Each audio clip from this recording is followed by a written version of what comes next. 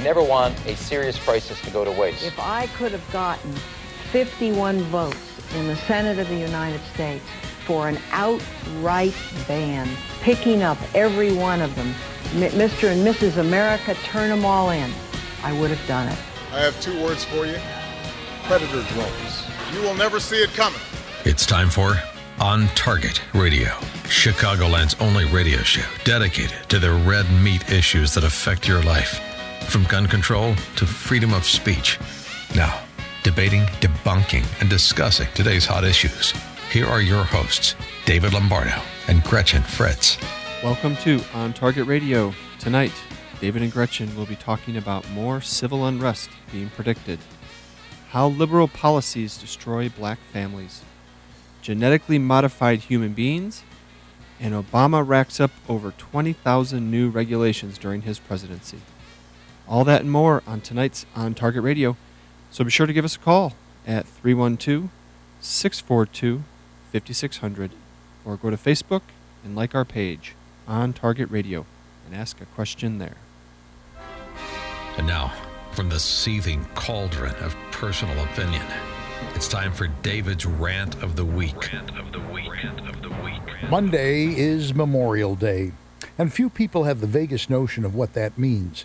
Memorial Day is a day for remembering the people who died while serving in the country's armed forces. Those who have served don't forget. All told, the United States has been involved in 78 wars or conflicts, beginning with our own Revolutionary War through the present-day Middle East conflicts.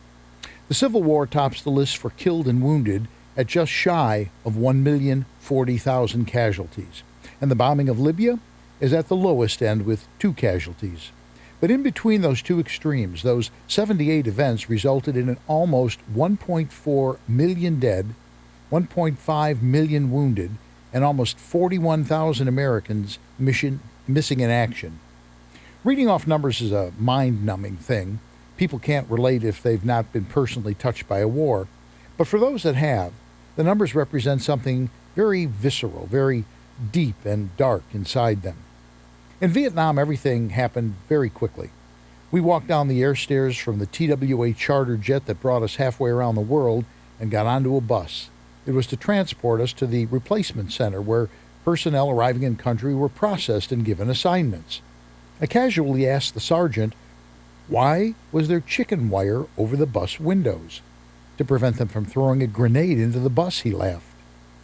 Not 100 yards off the airport, someone took a few shots at us, and a busload of kids in wrinkled new uniforms piled on top of one another on the floor. That night they blew up an ammo dump a mile away, and it knocked down half of the tents at the replacement center. Within my first week, I'd come under fire 3 times. 2 weeks later, I was in the field on my first major military operation when I saw a young second lieutenant sitting on the tailgate of an armored personnel carrier get half his head blown off by an accidental discharge from a .30 caliber machine gun. One of the most difficult things I've ever done was triaging the wounded as they arrived en masse at our mobile aid station. I'd been in country for less than a month, and I was making choices of who lived and who died. I wasn't even a medic. I was a medical administrator. But when you have 30 serious casualties coming in and 20 people to deal with them, everybody pitches in. The best advice I ever received came from our company commander, who was also the company's senior doctor. You can't save everybody, he told me. Give me the ones that we can save, and you do your best to comfort those we can't. I reminded him I wasn't a medic and had only the most basic medical training at Fort Sam Houston. Don't worry about it, he said. You'll know which is which when you see him. It was beyond surreal, and those that you left behind haunted you when you closed your eyes just to try and get a few minutes of sleep. In fairly short order, I learned to debride, give blood, do cut-downs, give shots, and a host of things a 20-year-old kid had no business learning to do. When Doc showed me how to suture someone up, he had me practice on an orange. When he was satisfied I could do it, he said I needed to do it on someone for real. And everybody within earshot quickly walked away. I gave myself a shot of lidocaine and practiced on my own arm. I was never given someone whose life was seriously in jeopardy. Rather, they gave me routine tasks, such as starting an IV or giving blood. They sent me the not-so-complicated wounds that just required cleaning and suturing. That was my territory, freeing up the professionals to work on those whose lives hung in the balance. I don't care if you were special forces or a cook. No one in the military comes out the same as when they went in. People keep thanking me for my service. It makes me uncomfortable. I didn't do it to be thanked. Rather than thank a veteran, I ask that you'd respect what they've done in the hope it would make your life and our country safer and more secure. On this Memorial Day, say a prayer for those that paid with their lives, and then commit to doing something to make our world a safer, more secure place to live. And that, Gretchen, is my rant for the week. You got a thumbs up from my friend in Afghanistan. Well, he knows. He's living it right now. And I've always said, I don't care if you're a cook. I don't care who you are. You go in the military and you're writing a blank check. Yep. It is And, what it is. I know it was kind of emotional for you, so I let your grammar slide a little bit. What grammar precisely went sliding? Well, like triaging, for example. Triage is a noun, and you use it as a verb. You turned it into a verb. You're listening to On Target Radio. This is AM560 The Answer. Give us a call and critique my grammar the day before, what I'm going to say. Give us a call, 312-642-5600. If you were a vet, give us a call. Tell me if you think it changes your life. Quite honestly, I don't care if you were stateside and you were a chaplain's assistant. Going to the military changes your life. Well, there are a lot of things that can change your life, and I imagine that, being in the military is one of the more dramatic ones. The thing is, and being in war more specifically, because, people who are in more of a peacetime military, it's not really the same. What's bizarre about, not bizarre, but what's odd about the military, and I've said this before, it's mostly kids. Right. They're all in Wars Vietnam. are fought by young almost people. everybody in my company was under 30, except for the doctors. you know. Actually, my friend in Afghanistan he's turning 46 next week. That's and old. I told him he's TFO. Yeah, that is old. What does he do? Well, when he's here, he's a computer guy, but he's actually on patrol over there. So he's infantry? I don't know if they call him that, but it's like a NATO operation, but NATO. like heavy quotes there. Yeah. Heavy air quotes, because he said it's like 90% the United States. Yeah. Blue helmet? You get a blue helmet? No. No, I don't think so. So, anyway, an interesting story that came across was, the big insurance companies, these are the ones of the big vested interest. The big insurance companies are saying that the whole global crisis thing, violence is getting worse. It's just growing almost exponentially now at this point. And they're literally talking about it becoming a worldwide pandemic, which is not hard to imagine. They're calling it a political violence contagion. Yeah. Which struck me. It's nice words for what going on in the street. Right. I don't want George to beat me here, so I got to be careful what I say. SHTF. Yeah, exactly. But and here's an interesting statement. They go, widespread disruption yet prove extremely difficult to anticipate. Do you think? Yeah. That's kind of the definition of it. And then they say we're not prepared for it, and that certainly is true. We're not prepared for it. But the wealthy. Did you see the numbers on Chicago? Yeah. Our own Chicago. About 3,000 Chicagoans with assets over $1 million left Chicago last year. Think about that. 3,000 millionaires. Apparently the Pritzkers didn't get the memo. No, they're building museums. But here's the thing too. Illinois is actually losing population just in general. Oh, sure. Oh, yeah. So I imagine a lot of the people that are leaving Illinois are not necessarily leaving for better jobs. They're leaving to preserve the wealth that they already have. Sure. I imagine that a large portion of this 3,000, it's not just because of civil unrest. I think it's just because they're sick of Illinois squandering their money. Well, I think, but you know what? I think civil unrest is a very broad term. It can mean people riding the streets. It can mean banking failing. There's a lot of things that, that it could be. And let's face it, they got the money to go. Apparently, the hot spot now is New Zealand. Oh, really? Yeah. Everybody's fleeing to New Well, Zealand. who the heck would go to New Zealand? Terrorists aren't going to go to New Zealand. Well, they got headhunters. It's a little hard to get to, yeah. which is an advantage if you have It's hard to cross the border. unlimited resources. Yeah, Well, and that's it. And then the ones who are staying behind are building safe rooms. panic rooms in their Panic apartment. rooms, yeah. That was a movie with Jodie Foster. Bunkers and things. Yeah. Yeah. I read this other piece, which, well, we're almost out of time in the segment, but this other piece about the Organization of Islamic Cooperation. That was kind of an interesting piece, I thought. It was interesting. Yeah, it's they're all for peace, except Israel's got to give up all their land. Yeah, But other than except for that one small little thing, thing. yeah, that's just that little. You nitpick. You just nitpick too much. It's probably my vocabulary. When we come back, we're going to talk a little bit more about the Islamic thing and how liberal policies are destroying black families. All that more when we come back with more on Target Radio, and you're listening to AM560 The Answer.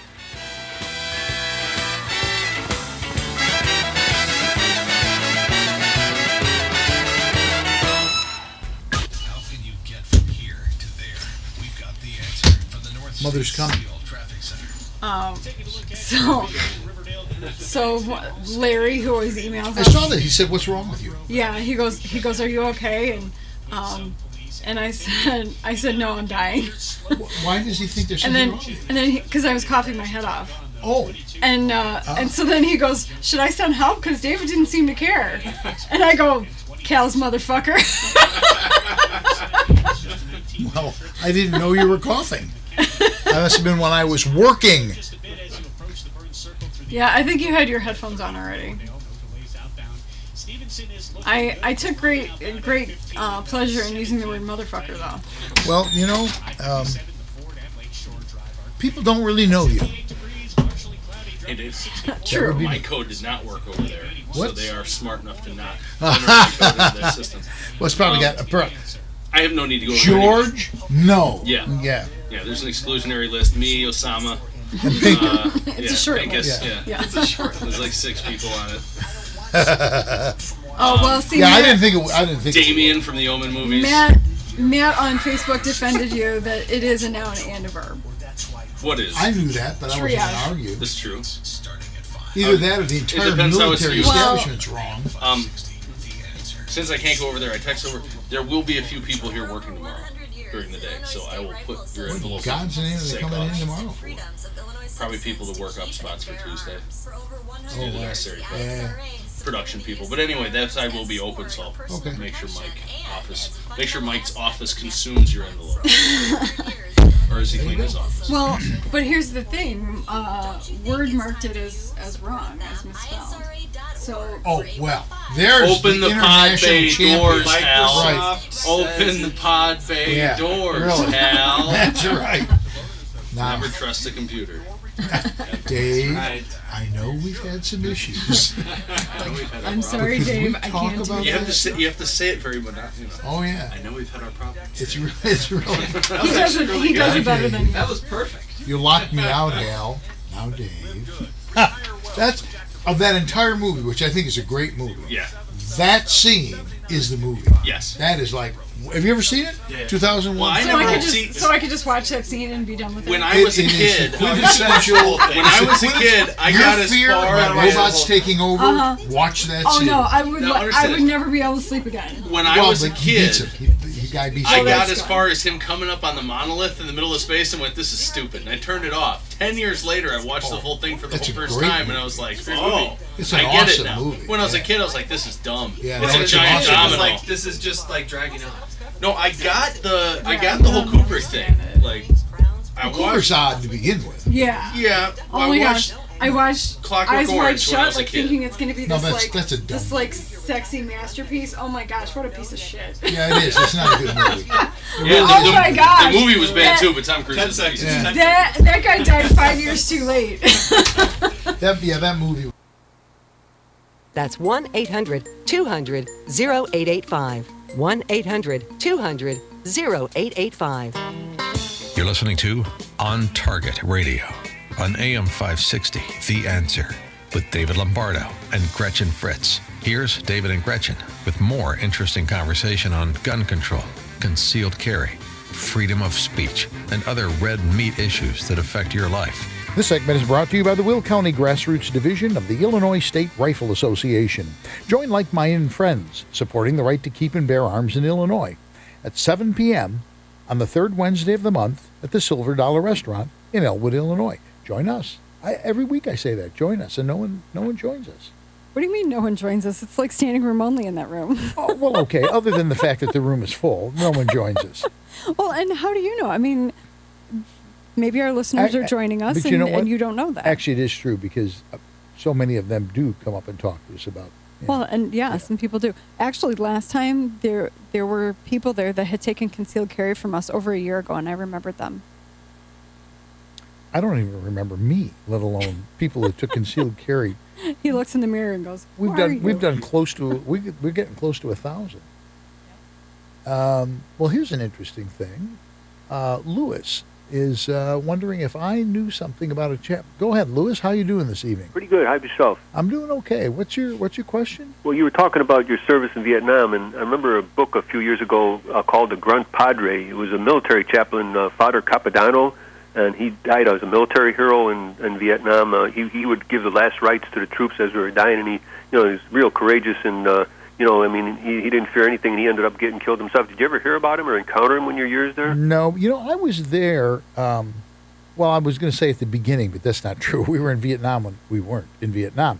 But the first major battle of Vietnam was the Ad Drang Valley. It was November of '66, and I got there about 2.5 months later. So I was kind of at the front end of it.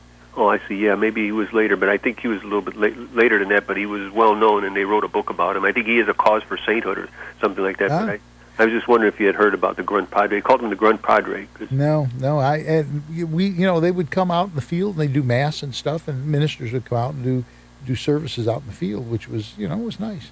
Yeah, well, they never did justice for those guys, those poor guys who went out. If the country had backed them up, it had been a different story, but... It was when we came home, and this I think is safe to say for everybody who went to Vietnam. When they came home, they spat on some people, and I came home and I went to the University of Illinois, and at the University of Illinois in January 1970, I'm wearing a field jacket, my hair is cut short, and all the hippies are out there protesting and everything, and I learned to be disenchanted with that movement. There were things that they said that you couldn't not agree with. I'd rather make love than make war. I could get that, but the whole free speech thing, and this really is still true. Liberalism, just is resplendent with this. You have the right to say what you think. You have a right to free speech, unless you disagree with them. That's right. That's how they are today. Exactly, and I first encountered that in the University of Illinois in the spring of 1970. Because they were having this big rally, and literally they were talking about something that happened in Vietnam that I was present for. I was actually there. It was Operation Junction City, I think, whatever. And they were wrong. What they were saying, I knew factually was incorrect. And so I thought, free speech, right? So I went up towards the platform. Yeah, you know where this is going. Yes, I do. I went up towards the platform. I said, I got something to say on that. And they assumed that I was going to be a GI that supportive. Was... Right, exactly. And I said, what you just said is wrong. Well... that was the end of that. I didn't actually get to say a lot more. Yeah, I believe it. And these people doing the same thing today, that's their children and grandchildren doing that. It is. Yeah, no, you're right. That's that whole liberal movement. Same crowd, yeah. Yeah. I appreciate the call. Thank you. Thank you. Bye now. We have a lovely comment on Facebook from Matt who says, good to have you back on the air. Once a week isn't quite enough. Isn't that lovely? See, we need more people like Matt. Matt, he actually said thank you for your service too, even though you said don't thank me. Matt, can you sell? That's the thing. Yeah. Can you sell advertising? Actually, absolutely. That's what we want to know. Because we're about to go bankrupt. If you can't sell advertising, I'm even going to be on once a week. Just going back to this whole thing, the wealthy people, and I'm a capitalist to the core, but wealthy people aren't stupid people, and it disturbs me, and I'm assuming the number is true, but it disturbs me. 3,000 people in excess of $1 million bailed in 1 year out of the city of Chicago, and it disturbs me because we're going to bail Chicago out. No, we're not. Yes, we are. Because what are they going to do? You actually think the state legislature, which is totally Democratic controlled, is going to allow the city of Chicago to go into default, go bankrupt? Yeah, but who's the governor? I know that. He's not signing anything. I know that, but I'm just telling you. In the end, we're going to pay for it. And because the other day, they voted on unbalanced budget. They passed an unbalanced budget, and Brower's like, no, not signing it.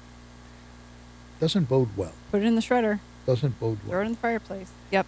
Meanwhile, I'm going to install my safe room, And, I don't know. I need a house with a bunker. Yeah, really. All of this, the whole idea of pandemic is a little scary, mostly because I can actually see it happening. Oh, yeah. This is a reality thing. And the liberals are they are reaping what they sowed. Mm-hmm. They really are. It actually started before Lyndon Johnson, but we've talked about this before. The Great Society really got the ball rolling. Sure. And now you've got generations of people who've never even known anybody who had a job. Right. And they're running wild. Mm-hmm. I don't know how else to describe it. They're literally running wild. Can you imagine? You were a cop. I was a cop. Can you imagine being in those parts of Chicago now? No, absolutely not. I worry I know some people who work down in those areas, and Yeah. and gangs, even 20 years ago, there was a sort of, there was this tension between law enforcement and gangs, but they had some sort of, I don't know if rules are the best word, but you know what I'm saying. There were sort of rules. Now it's just chaos. Yeah. Well, and I don't even know. I mean, a lot of the cop killings, I say this in concealed carry every time, that it seems like it's a lot of lone actors. It seems like it's a lot of just individuals just deciding, I'm pissed off at law enforcement, and I'm gonna do this today. And that is what happened. Like when they shot that guy in the head from behind in the gas station last year. Right. There were a few of those. So, yeah, it just seems like it's not even necessary. It used to be mostly gang members clashing with the police, but now it seems like it's just rogue. It's just lone actors. The thing that bothers me about this little piece that, Daniel Patrick Moynihan, that was back in the 60s. Right. Pointed out back in 1965, the out-of-wedlock birth rate for whites was 3%, and back then for blacks was 23.6%. Mm-hmm. Now that number is up to, what is it? 72%. 72? Mm-hmm. 72%. So we know statistically, this is not like conjecture. Right. We know if you are born in a non-traditional, just mom, it's basically poverty city. Right.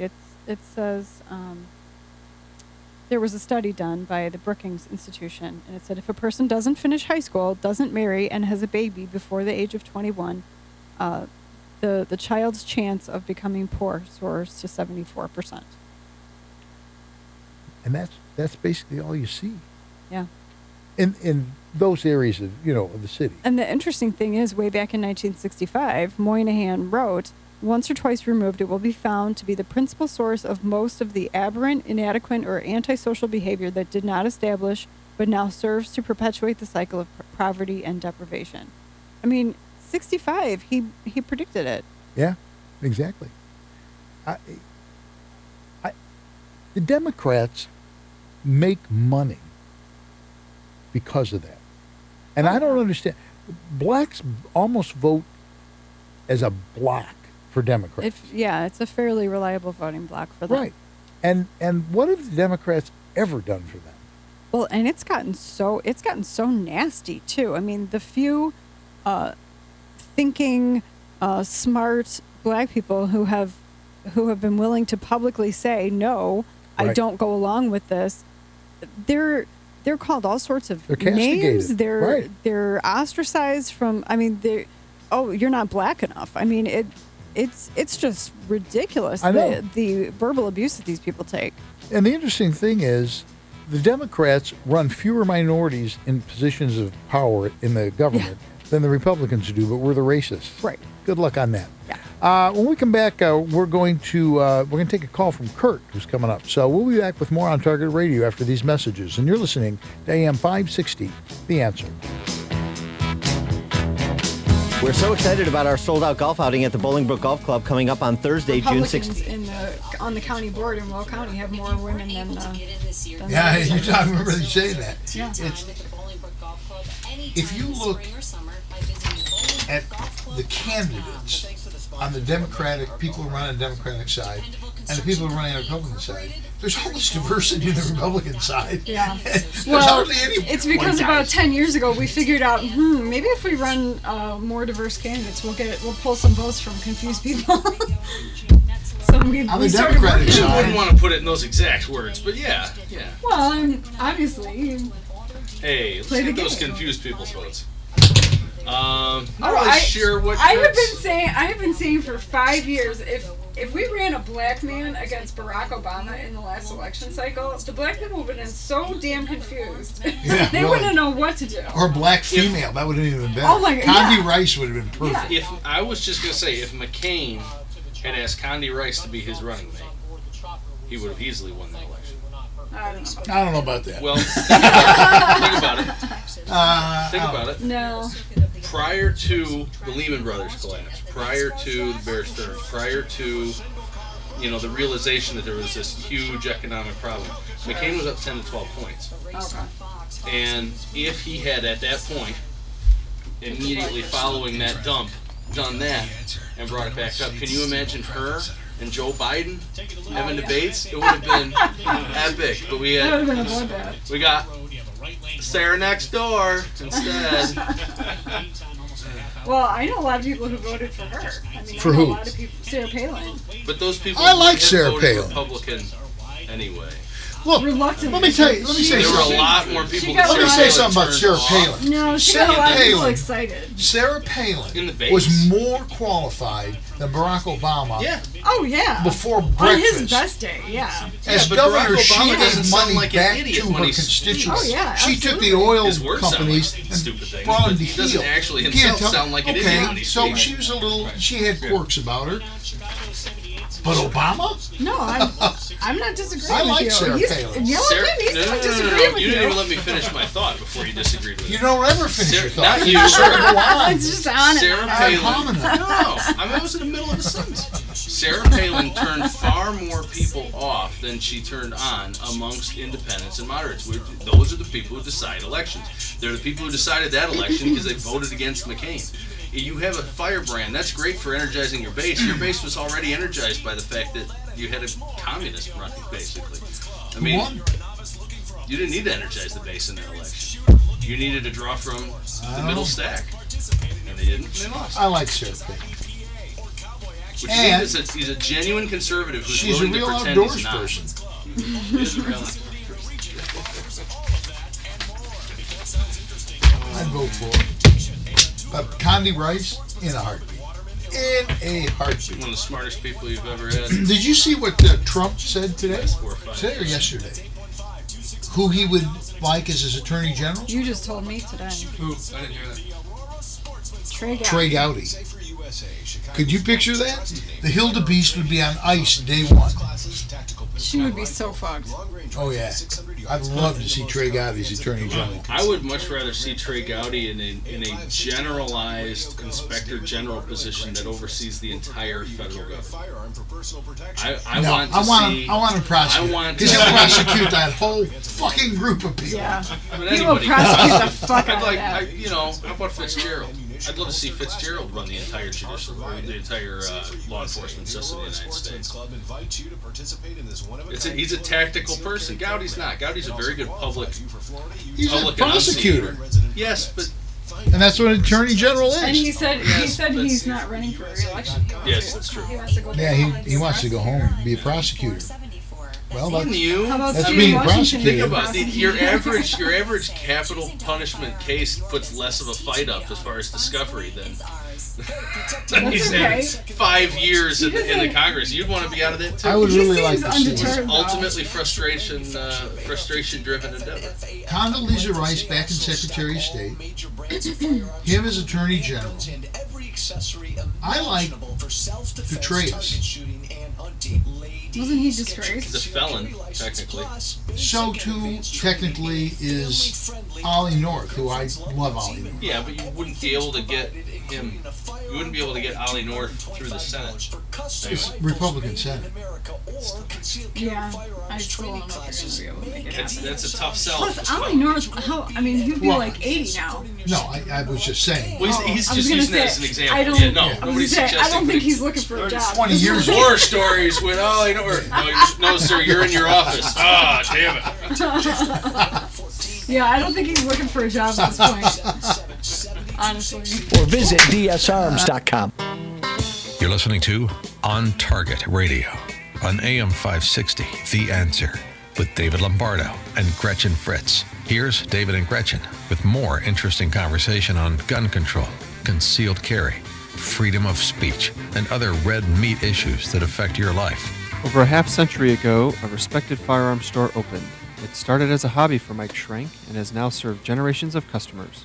Schrank's Smoke and Gun retains a family atmosphere and now carries the largest selection of new, used, and consignment firearms in Lake County. From pistols, rifles, and shotguns to hard-to-find calibers, collectibles, and older functioning hunting rifles. You'll also find full gunsmith services from simple detail cleaning to complete rebuilds. Whether you're thinking about your first firearm in a FOID card or looking to add to your collection, visit Schrank's Smoke and Gun. If you have a firearm to sell, their recent sale was so successful they need your firearm. If you love cigars, you'll find your favorites in Schrank's humidors along with a broad selection of pipes and tobacco. Visit smoke.gun.org or call 847-662-4034. Schrank's Smoke and Gun in Waukegan, your family-owned gun store since 1964.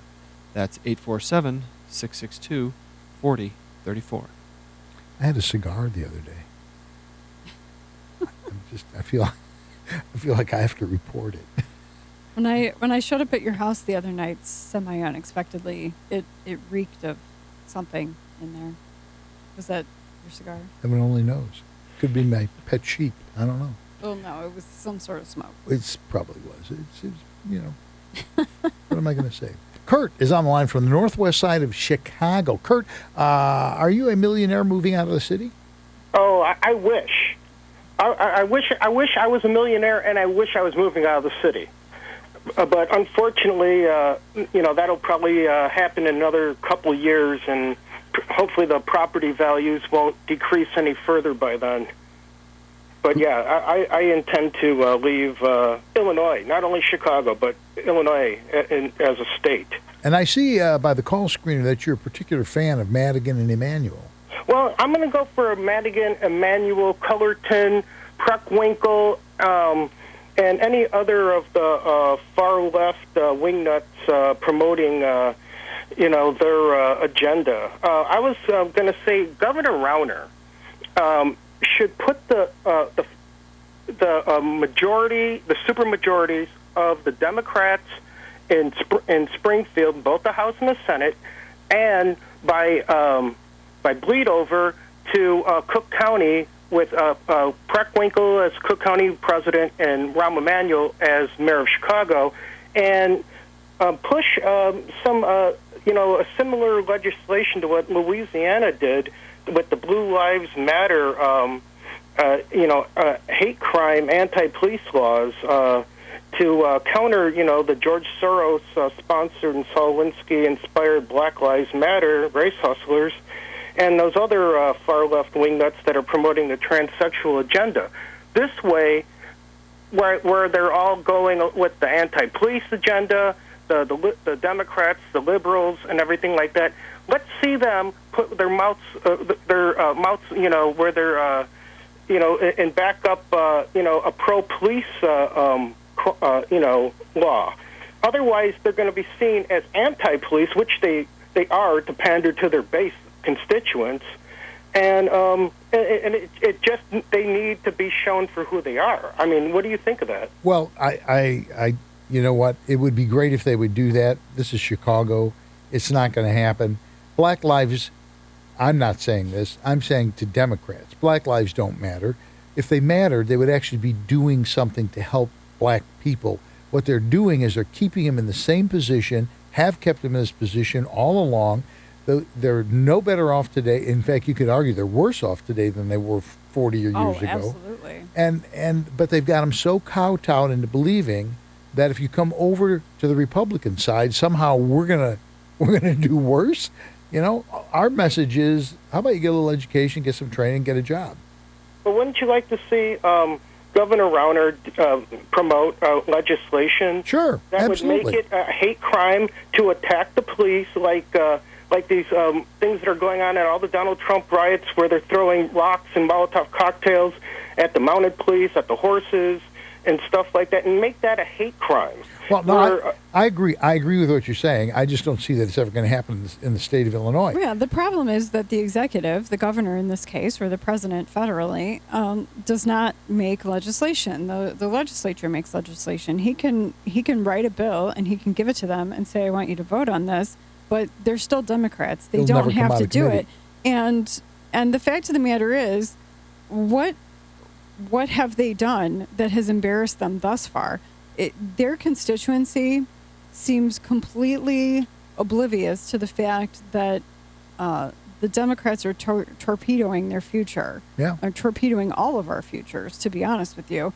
But it doesn't seem to matter. Madigan keeps getting reelected from his district in Chicago, and all of his little puppets keep getting reelected. And he throws money at their races if it looks like they're not going to get elected. I mean, it's so systemic, and it doesn't really seem like those people care. They don't. Well, and that's the point. They really don't. They would lose money and power if black people rose up.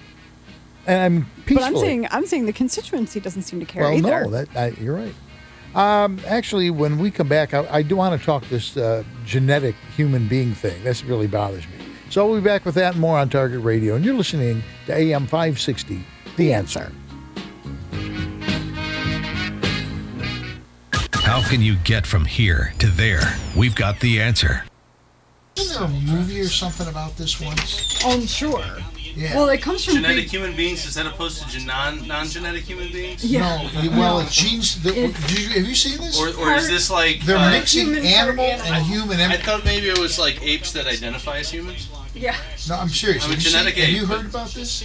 Well, the Humanity project that the Soviets did in the 60s was an attempt. Scientists right now it's nothing new. Are literally mixing the genetics of human beings and animals. The difference now is they're not doing it through a procreative thing. They're doing it through an enzymatic detachment and reattachment of DNA. I mean, they're injecting something. You could, and the permutations that they point out could happen are like really What do you fun. think is going on in China? Well, There's mostly no in China, they're making cheap shit and beating the jabs. They've already got genetic and engineered human beings in China. I guarantee it. I don't know. I was over there quite a bit. I never saw like a guy with an alligator face or. No, you know what? There's whole divisions of the Chinese army that are made up of 6'2" to 6'5" individuals. The tallest man in the world, I think, is Chinese. There are some tall Chinese people. There are, but not whole divisions of them. Well, there's whole divisions of everything in China. When you're working with 1 billion people, though, I mean.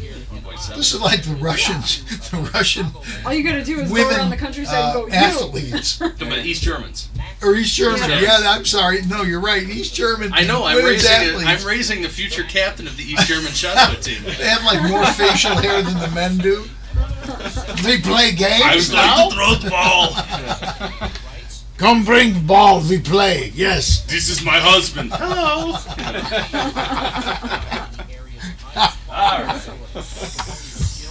This really eats shit.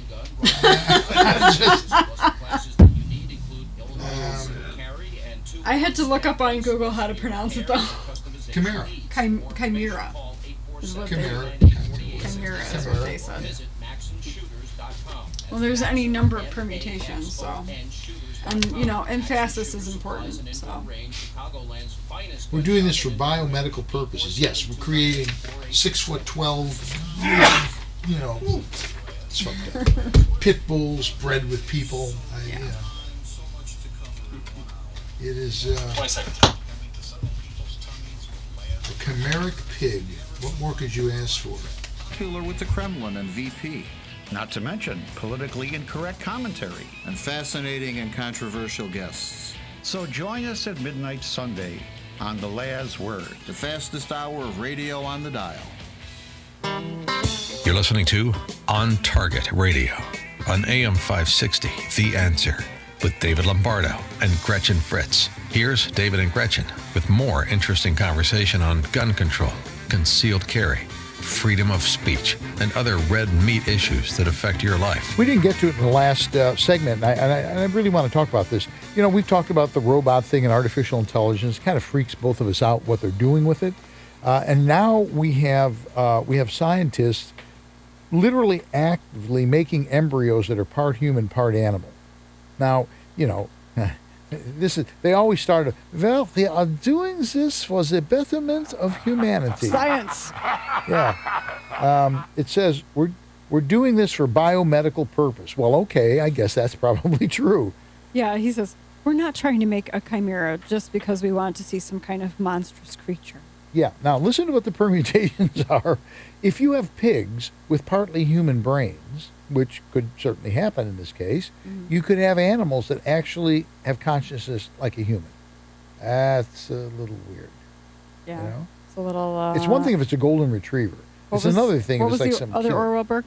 Animal Farm? Animal Farm, yeah. Some animals are more equal than others. It could have human-type needs. We really don't know. Okay, so we're experimenting, and we have no idea what we're doing. Basically, yeah. Yeah. So a male chimeric pig mated with a female chimeric pig could result in a human fetus developing in the uterus of the female. Well, at least it's in the female. They must know the right bathroom to go to.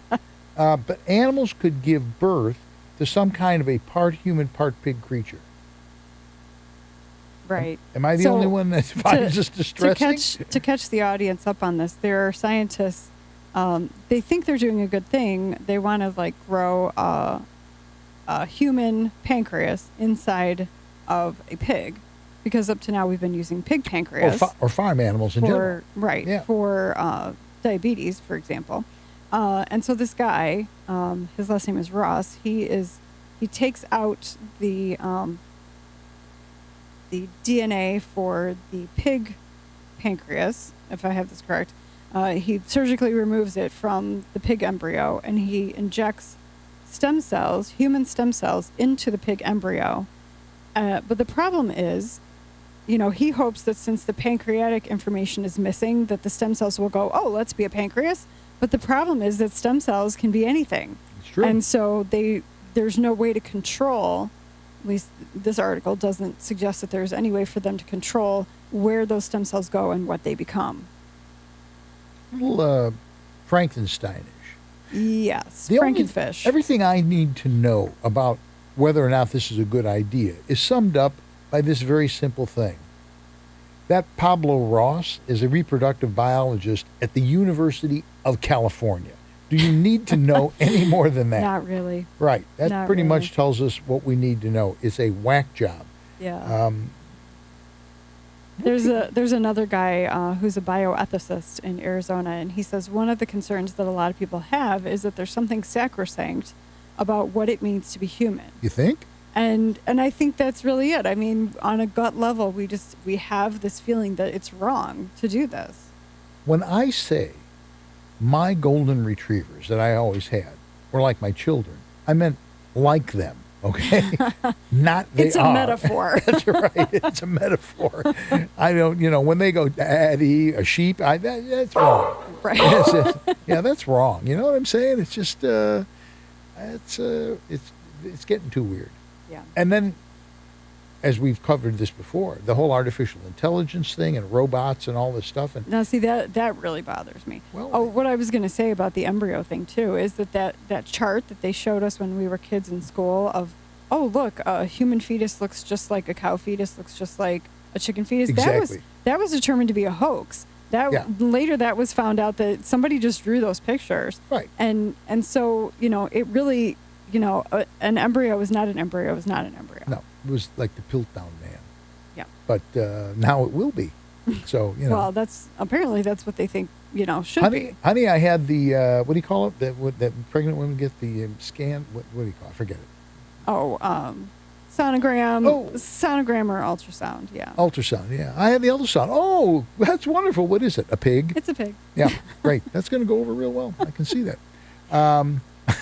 The other thing that we actually were going to talk about in this segment, which I find also disturbing for different reasons, under Obama, he has implemented, are you ready for this? Since he became president, 20,642 new regulations.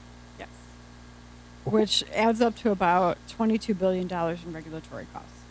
Does anybody even know what they are? That's 1 year, yeah. That's insanity. Yeah, it's really, the rate at which he's killing trees, and Democrats say that they love the environment, it's BS. Yeah. And this gets back to the whole issue about, you can't challenge him. Right. The Attorney General of the United States saying if you talk bad about global warming, we'll prosecute you. Yeah. Or that if people say negative things about Islam, we're going to prosecute it as a hate crime. Yeah. Yeah. As far as I know, they still haven't arrested Joe Walsh, so I think we're in the clear. I'm gonna tell you, Donald Trump, looking better and better all the time. He's looking, and I know that you're happy about what he said today, or you saw it today. Yeah, I saw it today. It might have been yesterday because I was teaching this weekend. But Trey Gowdy is who he said he would like to be his attorney general. I'm like, yes, Jesus, thank you for that. Okay, because first day, the Hildebeest is going to be standing in front of him. That's going to happen. That's going to come, her butt is his. I think Obama, the president can pardon someone in advance. Yeah. I'm thinking that's what's going to happen. Me too. Yeah. All right, we're going to come back and wrap the whole thing up after a few messages. While we're gone, we'll make a fetus or something. I'm not sure what we're going to do. We'll be back with more On Target Radio, and you're listening to AM560, The Answer.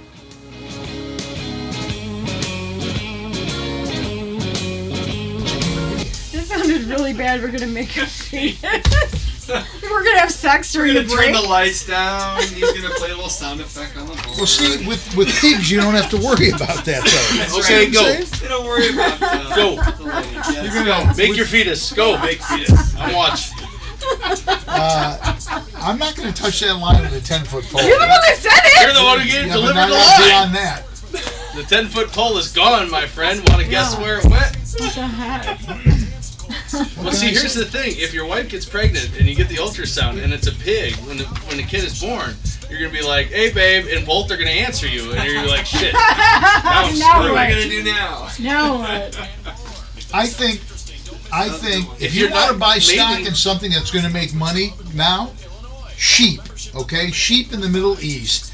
We're talking about money. You're Italian, not Greek. We're talking about money. Greek. Do you know how they separate the men from the boys? We're going to buy some sheep and very nice dresses. Sheep and nice dresses. Put on the red dress, baby. Somebody in the Chris would love that joke. Well, it's been a little slice of heaven. You know what I'm saying? Well, if you're lucky, then your kid will make friends with a spider, and that spider will spell words in the web, and then you'll get and then you can make money. This is vaguely then you can sell your kid for bacon. Did you ever see that movie? Oh yeah. The Fly. The Fly. I saw the Jeff Goldblum version. Yeah. Oh, I've seen them both. Goldblum's version actually was pretty good. It wasn't a bad thing. It was pretty good. They usually it had Jeff Goldblum. Usually other than that, it was suck, but his was actually pretty good. That was before he got to be hilarious. It was before he got very weird. He is so damn funny on those Apartments.com commercials.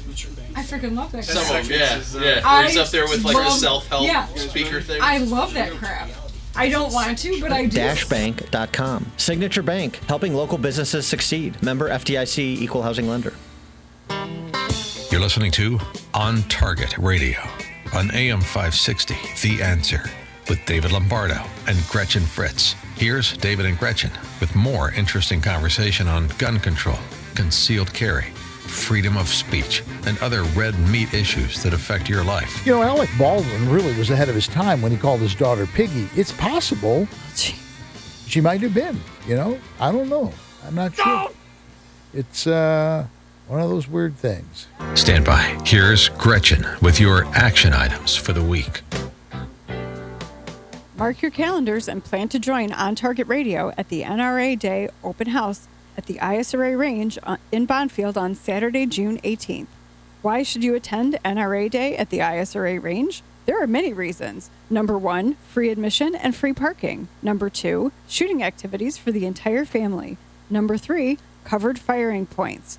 Number 4, no charge to rent guns. Manufacturers will be on hand to let you shoot their guns for free. You just pay for the ammunition. I will give you more reasons next week. The following Safer USA classes are at our facility in Waterman. Saturday and Sunday, June 11th and 12th, and July 9th and 10th, Illinois Concealed Carry 1. This 16-hour class will be taught by David and Gretchen and meets the training requirements for Illinois Concealed Carry, as well as Florida, Arizona, and Utah. Sunday, June 12th, Introduction to Shotgun Shooting, taught by Pat and Nancy Donaldson. To sign up for classes, go to saferusa.com and click on Register. I didn't listen to the whole thing that you just did. Did you also mention that we're going to be there? Well, I said join On Target Radio, so yes. That was a weak mention. We're going to be there. I tacitly. Full battle regalia. Yes, we're going to bring our booth, our trade show booth, not our radio booth. Let's make it clear. And George will be with us, right? George, because Jim's going to Florida. Jim's going to Disneyland. Sorry about that. Sorry, Disney World. However, he's shirking his responsibilities by taking the weekend and moving his mom. I think he is. Yeah. I really do. Mothers can be moved anytime. Speaking of which, your mother is going to be in the studio next week. She's going to come next week and see it before she heads out. There you go. So she'll see her charming son stand here and never talk, which I just... Which will be great. It'll be fantastic. I'm not sure. This will be like, we should get... You know who we should have as a guest? Marcel Marceau. There you go. Okay, and everybody just stand around and look at each other. Say what we said last week. You said, does your mom want to have a microphone? Yeah. And he said... Yeah, no. He said, no, she doesn't want to talk. Yeah. We're like, who does that make me think of? But next week, Doug Mayhall will be in, Vice President of the Illinois State Rifle Association. He will talk, because we'll make him. That's right. I have knives. And he will talk more about the open house, so we will definitely spend a little time talking about that. Yes. And maybe we'll hear Jim's voice again. We don't ever know. We have to give him something to read. Yeah, I've tried to break him out of his shell, but he's got just like an iron lock. Yeah, he's like a turtle. Yeah. If you give him something to read, he'll read it, but he can't. He can't talk. It's like a really smart turtle. Yeah. See, he's not even trying to defend himself. He's not even trying to defend himself. He's over there miming something. Literally, there were hand gestures. See, he's miming. That's it. He speaks with hand gestures. That's the problem. He never told me he was a mime. I didn't know that. What am I going to say? Wouldn't it be funny if his mother just talked nonstop? That would be funny. That would be hysterical, wouldn't it? That would be funny. Yeah. Then we'd hold that over him forever. Yeah. Don't dare her. Oh. She has it in her, apparently. Well, that was a gauntlet on the table if I've ever heard one. All right. Well, we'd like to thank you for taking the time to listen to On Target Radio, and be sure to listen next week when our guest will be Doug Mayhall, Vice President of the Illinois State Rifle Association, talking about this year's ISRA Range Open House. We'd also like to thank George Hoffman on the board, Jim Ekstrand, our video engineer, and our sponsors, the Will County Grassroots Division of the ISRA, Shrink, Smoke, and Gun, the Illinois State Rifle Association, the Aurora Sportsman's Club, and Safer USA. James, say goodbye to your mother. Goodbye. Have a good night. And we will see you next week, and thanks for listening. And as always, thank you, Michael, for making it all happen.